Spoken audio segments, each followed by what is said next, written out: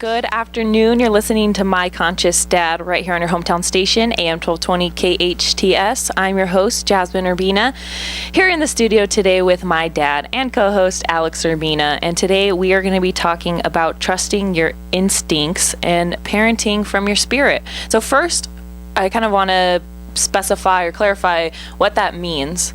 Which part? The trusting your instincts and parenting from your spirit. First of all, you have to be open to the possibility that you're a three-part being, mind, body, and spirit. And if you believe that you have a mighty spirit that embodies you, that is your being, it's the part of you that is makes everything about you that's powerful and good and kindness and all that, and it's your the essence of who you are. If you're tapped into that and you're in tune with that and you're mindful of it and aware of it and you're listening to the voice that becomes of it and you're being guided by it and advised by it, then you're actually listening to that voice to guide you in your parenting to be able to make the kinds of choices that are win-win for everybody, not just the kinds of choices that are win for you but not a win for your kids, or a win for certain choices to please you and to make you feel better about yourself and about your parenting, but not really taking into consideration of how to build your kids up and give them the things that they need and develop the tools they need so they can be successful in life. What I like about the three-part being scenario or idea is that if you don't believe in it, then the only place you could be parenting from or loving from or coming from or in any relationship would just be the mind and the body. And it's hard to come from in any way through the body other than, I guess, emotions and whatnot, but and then the only thing left is the mind. So you're coming from basically anywhere other than your heart and anywhere other than the part that's genuine or pure. And you educating yourself and learning and discovering and growing and coming up to the conclusions that you're a loving, caring, compassionate mom, or you're a powerful dad that is committed to listening to their kids. Those are great ideas and great concepts that are in your mind, but your spirit knows that it's where all the answers are for you. It's like where all the insight of you being so masterful in your life, it's all there. All the secrets of who you are and how to be successful in your life in all areas, including your ability to parent, is all right there in your spirit. So you tapping into that at some point in your journey, I would believe, is valuable. And the way you do that is to awaken yourself, to cause that conscious awakening, to tap into that so that it's starting to flow. Your spirit is flowing through you and speaking to you, and you're listening to it, and you're coming up with the answers to the problems that you have. You're finding the solutions to really making better choices and creating better results for yourself and for your kids. Yeah, and when you talk about that awakening, it sounds complicated, and it probably is, but I think the first step and what makes it a little bit easier is acknowledging that it's there, acknowledging that there is a spirit, and making a commitment to want to come from that place and discover that. And naturally on your own, maybe it'll take a couple years or some time, but naturally you'll awaken to that. And I think that one of the reasons why I titled this Trusting Your Instincts is because there's a distinction for me between my thoughts in my brain and the instincts that I have deep down inside my spirit. And the way that I try to explain it to people is it's this real soft, quiet, subtle voice of surety that it's quietly speaking to me. And I have to be able to silence my mind and turn the volume down on my ego to be able to hear the voice of my spirit. All the instincts that are there ready to support me as a parent, to be a mindful, caring, loving, confident, assured parent, to be able to make those kinds of decisions. And when I'm speaking a lot of times in parent trainings, I'll describe it as you have two sounds coming at you. One of them is the sound that's coming from your mind or your ego, and you got the volume turned up to like 90, and you're hearing that heavy metal or hard rock that's just da na na na na na, and you're rocking out. And then you got this softer voice from your spirit. The volume's only turned up like at a 10%, and what it's doing is it's singing joyfully, this little light of mine, I'm gonna let it shine, let it shine, let it shine. And so you have to learn how to turn the volume down from your mind and crank the volume up here from your spirit so that you're listening and you're tuned into that frequency. And the more that you can practice that on a daily basis, you're starting to realize that all of a sudden the choices I'm making and the results that I'm getting are all of a sudden starting to benefit me, my kids, and my family. And that's the process of awakening yourself and enlightening yourself to become a conscious parent. And I guess I kind of want to ask, how do you do that? But I know there's not really a specific formula. So what does that look like? What does coming from your spirit look like, I guess, an example-wise? So let's take our relationship, for example. When you come in the home, there's a way that I'm observing you walk into the home. And then there are certain things that my mind or my ego or or the brain is telling me as I'm observing you certain things. And most of the time, my ego or my brain or my mind is speaking from fear. And so it's coming up with all kinds of scenarios like, oh my God, what's wrong with her? Is she upset? Is she mad? And so it's creating all these stories that aren't necessarily legit. And then if I quiet that and I silence that for a moment and I get present and I start listening to my spirit is telling me, hey, why don't you go and find out what's going on, and go follow her into a room, knock on her room, and she lets you in, kind of check in with her. Hey, I haven't seen you for a while. How are you? And come from a loving, vulnerable, open, invited space to engage. Now, if I'm totally unconscious and don't hear my spirit speaking to me like that, then I'm just going to be automatic and I'm just going to react and I'm going to let my fear dictate the choice I make. And all of a sudden, I'm, maybe the first thing I do when I make eye contact with you is go, what's the matter now? Or what's wrong? And then in your automatic response, in your ego, you turn around and go, Dad, nothing's wrong. Leave me alone. I'm fine. And then you walk into your room. And then I'm looking at, your mom going, what did I say? And before you know it, we're reactive to each other. But if I'm listening to my spirit's saying, hey, it looks like something's wrong. Why don't you go follow up? She needs her dad right now, or she needs a voice of reason, or she needs to be reminded how amazing she is, or she needs some comfort. So that's the distinction between ego and the spirit voice that's talking to you. They're both guiding you. The question is which one are you listening to the most? So what are the benefits, I guess you can go off of this example, one of the benefits that come from doing those things and coming from that place? Well, for one, some of the benefits that you tapping into your spirit and listening to that spirit voice is that you're able to see a bigger picture. You can now all of a sudden see, things that you couldn't see before. You're able to see that if I come from a place of love and come from a place of everything's going to be okay, and I'm operating from a place of, some of the decisions I make now, can affect the future or affect, what's going to come down the pipeline. I'm open to more possibilities when I'm tapped into my spirit. If I'm only unconsciously listening to the ego, then I'm really kind of narrowing down and allowing my fears to take me down this narrow alley, and I'm only looking at what's happening right now, and I'm attacking it from a fear-based position. But if I'm tapped into my spirit is open to all possibilities, and it's not making me worry about things and, oh my God, what if this and what if that, and it's not playing all these games. It's just, hey, it's like my spirit is always reminding me that, hey, things are going to be okay. It's almost like my inner coach is there. My best spiritual guide is right there, hand on the shoulder, being my support as a dad as I go in and interact with you and engage with you.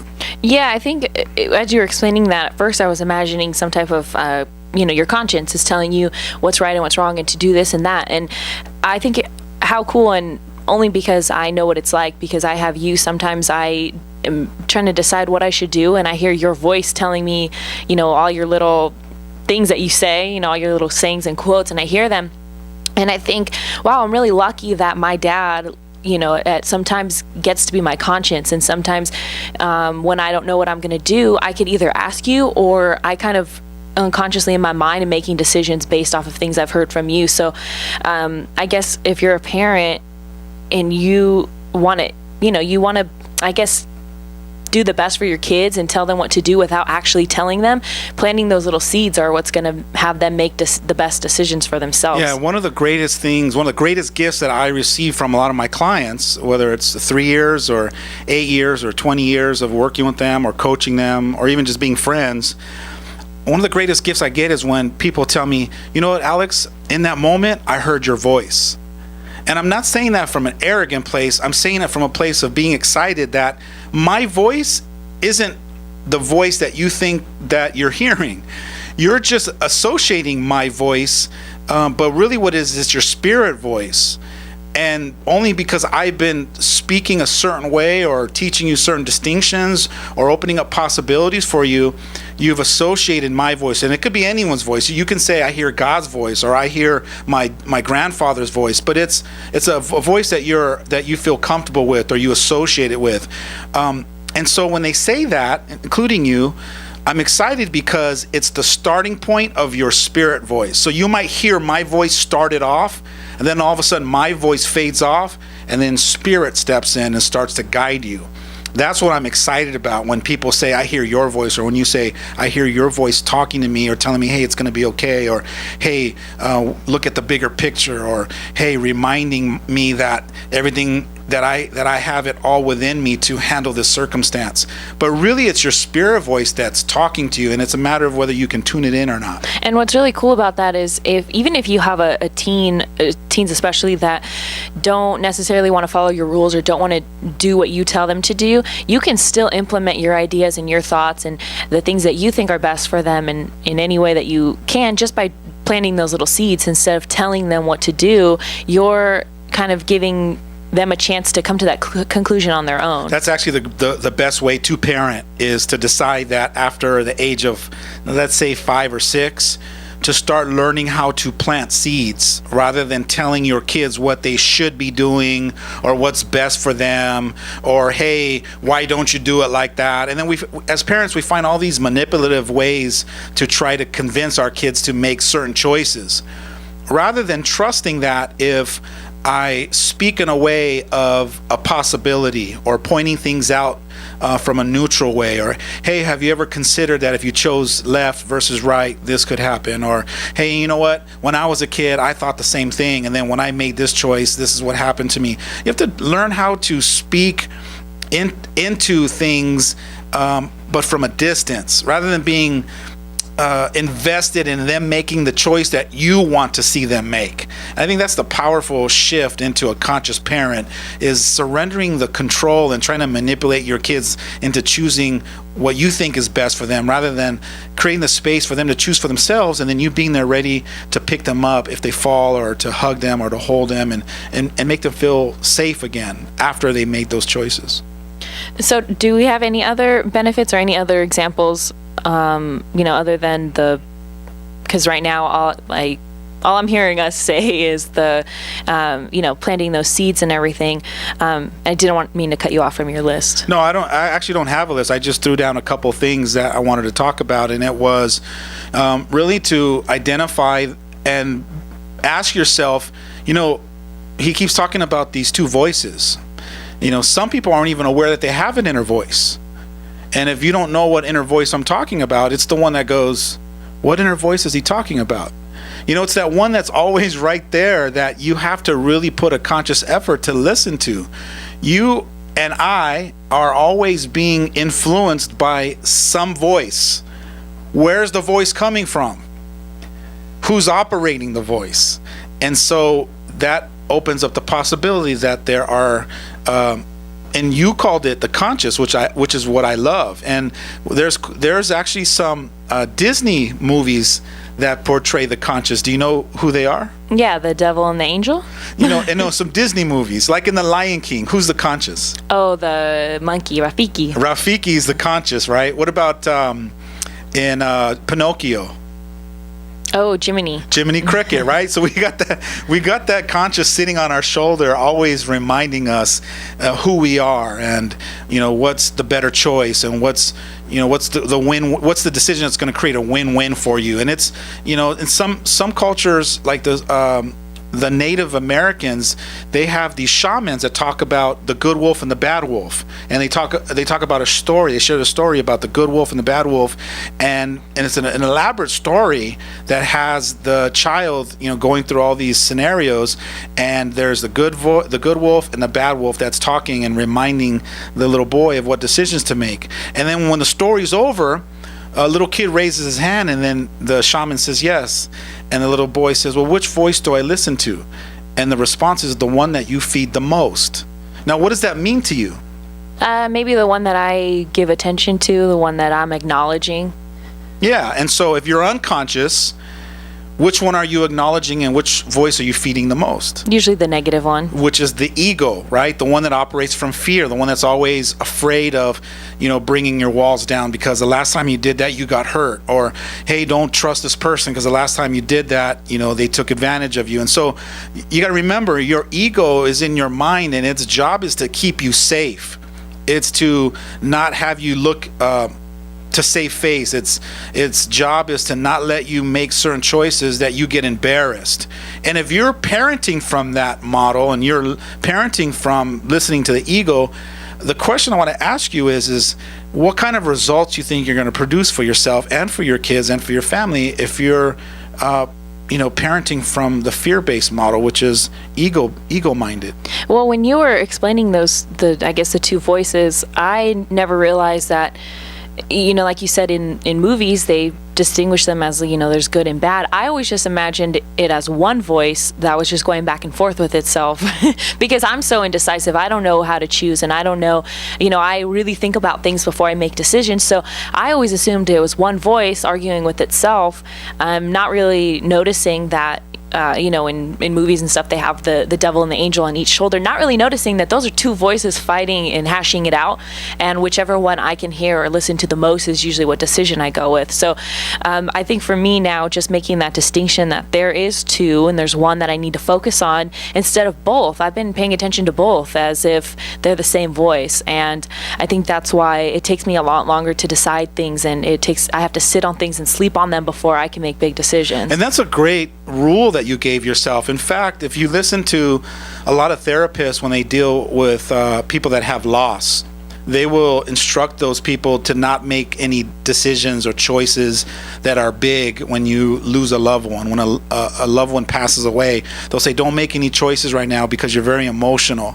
And a lot of times you'll make those choices when you're emotional, and a lot of times those choices aren't the right choices because you're not operating from a place of clarity. And so a lot of times when you're upset or you're heated, you should have a 24-hour rule until you learn how to be so mindful and so aware and so conscious that you can actually shift out of that emotional state and get to a level-headed place where you're thinking clear and there's some clarity, and then it goes from 24 hours to 20 hours, and then 18 hours, and then 12 hours, and 8 hours. But you got to develop to that certain state. You got to develop to that level where you're able to get off of things quick and allow your emotions to come up and run their course, and you're off of it in 5 minutes.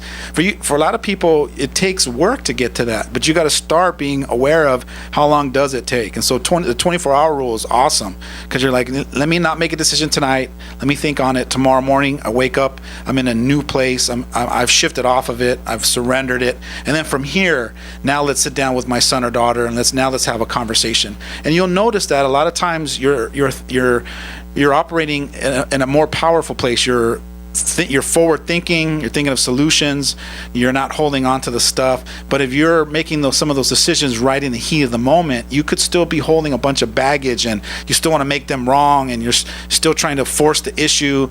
And it's a good way to really operate from. Yeah, and here's what I do. If I make a decision and it ends with whatever, I don't care, then do not push the button, do not lock in that answer, just wait. Because I so many times have been so frustrated and overwhelmed that I'll just pick one just to get the feeling off of my plate and off my chest, that I'll just say whatever, I don't care. But if I don't care, then I'm not picking from the right place, or a place where I'm 100% able and ready to pick from. Now, what will be really cool is if you after you hurt yourself say that and you realize that that's not beneficial, to leave it at the I don't care.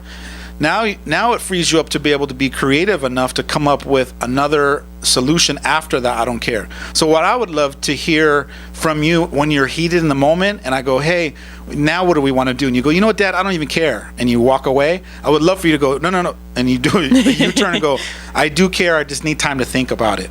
And you'll see my face light up. And I'll be like, all right, at a girl, like, you know, because I know what it's like to be frustrated and to just say the first thing that comes to my mind. And usually that's ego driven. The spirit's the one that's going, no. As you're walking down the hallway back to your room, storming off because you're mad, the little voice is like, no, sweetie, you do care. Just go back and tell him you just need some time to think about it. And so that's the difference between listening to that inner voice. A lot of times we don't hear it because we got the got the heavy metal rocking out at like 98% volume, and we can't hear the spirit voice. That always happens to me, and I always ignore it. But stay tuned for more of My Conscious Dad right here on your hometown station, AM 1220 KHTS.